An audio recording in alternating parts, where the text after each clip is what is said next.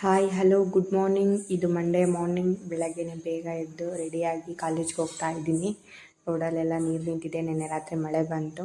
ಇವಾಗ ತಿಂಡಿ ತಿಂತಾಯಿದ್ದೀನಿ. ತಿಂಡಿಗೆ ಚಿತ್ರಾನ್ನ ಮಾಡಿದರು. ನಮ್ಮ ಸ್ಟೂಡೆಂಟ್ ಒಬ್ಬರು ವಾಚ್ ಹಾಕೊಂಡು ಬಂದಿದ್ರು. ಚೆನ್ನಾಗಿತ್ತು ಅಂತ ಹಾಕೊಂಡು ನೋಡ್ತಾ ಇದ್ದೆ ಹೇಗೆ ಕಾಣುತ್ತೆ ಅಂತ. ಹೈಸ್ಕೂಲ್ ಮಕ್ಕಳೆಲ್ಲ ಆಟ ಆಡ್ತಾ ಇದ್ದಾರೆ. ಇವರಿಬ್ಬರು ಟ್ವಿನ್ಸು. ನಾನು ಗೋಲ್ ಹಾಕ್ತೀನಿ ಮ್ಯಾಮ್ ಅಂತ ಇಬ್ಬರೂ ಆಟ ಆಡ್ಕೊಂಡು ಪರದಾಡ್ತಾ ಇದ್ದಾರೆ. ಯಾರು ಗೋಲ್ ಹಾಕ್ತಾರೆ ಫಸ್ಟ್ ಅಂತ ನೋಡ್ತಾ ಇರಿ. ಅದೇ ಹಂಗೇ ಮಕ್ಕಳೆಲ್ಲ ಆಟ ಆಡ್ತಾಯಿದ್ರು. ಟ್ಯೂಷನ್ ಮಕ್ಕಳು ಬಂದರು. ಟ್ಯೂಷನ್ ಮಾಡ್ತಾಯಿದ್ದೆ. ನಮ್ಮ ಟ್ಯೂಷನ್ಗೆ ಫಸ್ಟು ಬೇಗ ಬರೋದು ಅಂತ ಅಂದ್ರೂ ಇವರೇನೆ.